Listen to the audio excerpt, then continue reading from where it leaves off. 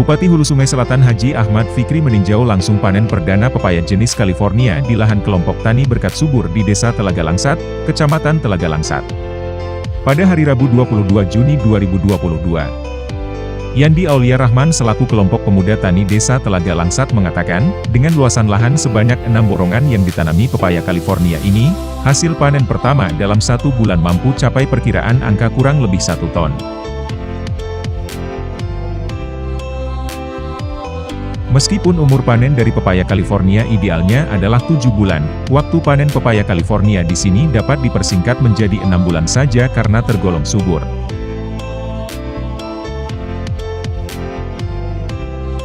Seusai panen pepaya, Bupati juga meninjau langsung perkebunan cabai milik petani setempat sembari berdialog dengan para penyuluh pertanian dan kelompok tani, guna membahas segala hal yang berkaitan dengan pengembangan tanaman cabai maupun hasil pertanian lainnya, termasuk kendala dan prospek hasil pertanian ke depannya.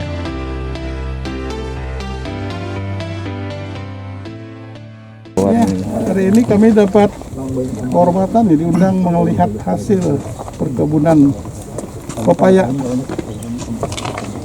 yang dikelola oleh anak muda kita, milenial. Dan diskusi tadi ya memang sangat menguntungkan.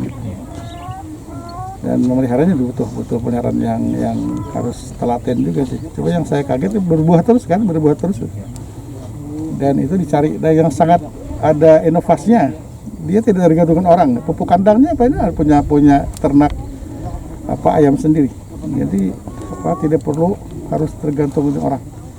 Katanya pemasarannya mereka punya toko juga di kandangan. Alhamdulillah. Jadi kebutuhan kita pepaya akan bisa terpenuhi lah dengan daerah Telaga Langsat ini. Kita yang khas yang disenangi orang itu California. Hari ini kita ke sini, ke Pak Madun, Lombok. Nah, Madun petani Lombok, kebetulan harga Lombok sekarang mulai agak bagus ya. Beliau menjualnya ke pasar Tamiran, pasar agrobisnis kita. Di sana beliau membagi ya, menjual. Karena ada nanti kita akan mendiskusikan lagi, karena Pak Madun menjual di sana, orang yang membeli tidak cash ya. Orang membeli dulu ke luar Hulu Sungai Selatan. Setelah datang dari sana baru bayar. Sedangkan Pak Madun kan selain petani beli pengumpul. Namanya pengumpul harus ada dana segar di kantong sendiri kan, mengumpul dari petani yang lain. Nanti kita diskusikan lah, kita akan cari format apakah yang membeli Pak Madun di pasar Taniran itu bisa dapat pinjaman bank sehingga orang yang beli Madun cash. Perkara dia nanti jual ke Kalteng itu kan urusan mereka, bukan urusan kita ya. Selama ini kan perantara sebenarnya itu kan tidak membeli juga sih, akad membeli, cuma dia membawa barang dulu, bayarnya belakangan kan. Kalau jujur sih nggak apa-apa Madunnya, kalau nggak jujur hilang. Nah ini mungkin kita akan lindungi petani kita ya. Kalau Madun sudah kita edukasi, kalau butuh modal, mungkin pepaya butuh modal, bang mainkan, kur mungkin kan. Cuma tadi Pak Madun selain petani beliau pengumpul, nanti beliau akan ketemu dengan pembeli di pasar Taniran, di sana membeli ya, cuman tidak bayar.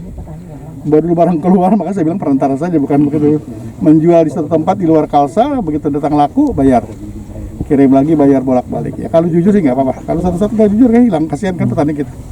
Jadi petani kita lindungi, kita akan bicara dengan para penjual di sana. Kalau menang kesulitan dana segar, kita akan hubungkan dengan Pak Mawardi dengan pertanian ya. Supaya sama senang lah, jadi Pak Madun penjual kita senang, yang menjual juga senang ya. Ya, coba lihat, sangat anu sekali. Lingkungannya dalam pertanian, sehingga ketertarikan petani milenial ini sudah tumbuh ya, dari orang tua sampai ke anaknya, sehingga regenerasi itu bisa berjalan. Alhamdulillah juga di dunia pertanian ini ya tidak kalah dengan usaha-usaha yang lain.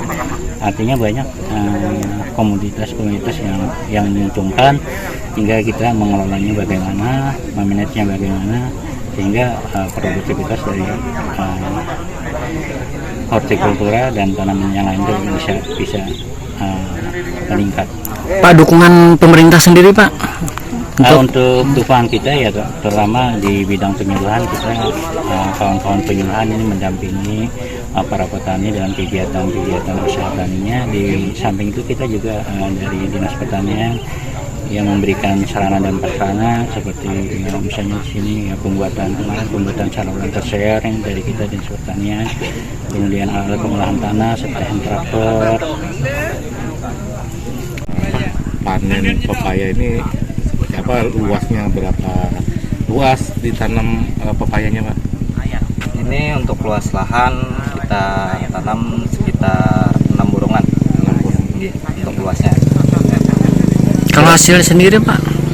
Kalau hasilnya Pak? Untuk hasilnya kan ini baru 1 kali panen. Maksudnya baru 1 bulan panen, hasilnya kurang lebih belum dihitung yang ini itu hampir 1 ton. Umur panen dari pepaya California idealnya 7 bulan, tapi karena ini tergolong subur, jadinya waktu 6 bulan sudah bisa dipanen. Pak bisa jelaskan Pak pengelolaannya dari awal sampai panen Pak? Untuk pengelolaannya pada dasarnya kita pengolahan tanah. Pengolahan tanah kan memerlukan lumayan banyak modal karena ciri khas dari pepaya ini dia suka yang kering, makanya kita bikin menggunakan tanah yang agak lebih tinggi daripada tanaman sayuran yang lain. Makanya yang biasanya 3 bedengan itu kita gabung jadi 1, sehingga tanaman pepaya bisa tumbuh dengan subur karena dia tidak terendam dengan air seperti itu. Awalnya ini tidak terlepas dari lingkungan dan orang tua. Kebetulan orang tua saya juga seorang petani dan lingkungan saya dibesarkan dari lingkungan yang masyarakatnya mayoritas sebagai petani. Dari situlah tumbuh di dalam jati diri harus membangun dunia pertanian. Dan ini juga berimbas bukan hanya pada saya tetapi petani-petani yang muda juga di Desa Telaga Langsat. Makanya untuk Telaga Langsat regenerasi petaninya untuk saat ini dan kedepannya itu dijamin aman karena sudah tersusun mulai dari yang tua udah ada, bahkan yang muda-muda umur 17 tahun sudah juga berminat di bidang pertanian. Oke.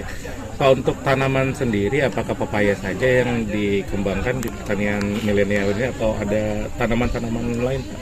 Oke, untuk tanaman kan ada 2 jenis tadi, ada hortikultura, ada olerikultura, itu kelompok tanaman sayur-sayuran. Kita ada tanam cabai, dan yang kebetulan panen ini ada cabai rawit dan juga pare.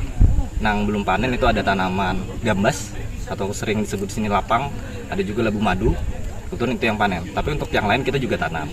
Untuk jenis tanaman florikultura atau buah-buahan, kita untuk saat ini yang perkembangannya semangka sama pepaya yang sudah mulai panen. Tapi untuk kedepannya kita ada jambu kristal, ada juga alpukat, ada juga jeruk lemon dan jeruk madu. Seperti itu. Pemasaran gimana Pak? Untuk pemasaran karena ini hal yang baru, kita memang coba jual sendiri karena kebetulan saya pribadi itu ada outlet tersendiri yang jual sayuran dan buah-buahan, namanya Juragan Sayur dan Buah. Nah, kita di samping jual sendiri juga jual ngirim ke tempat lain. Untuk saat ini kita panen pepaya ngirim ke Kalimantan Tengah dan juga untuk kabupaten tetangga ada Kabupaten Tapin.